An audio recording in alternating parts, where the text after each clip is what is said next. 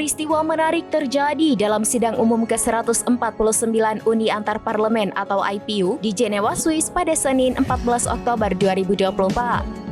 Beredar video banyak anggota parlemen, termasuk perwakilan dari Majelis Agung Nasional Turki, melakukan aksi keluar dari sidang atau walkout saat perwakilan Israel berpidato.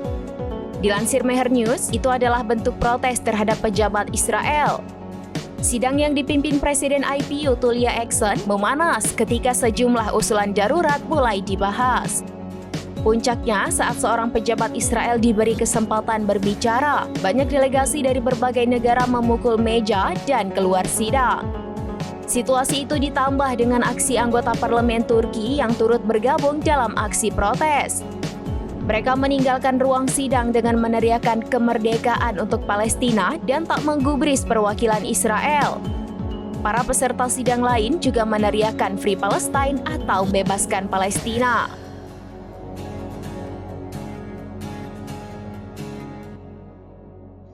The next generation of terrorists.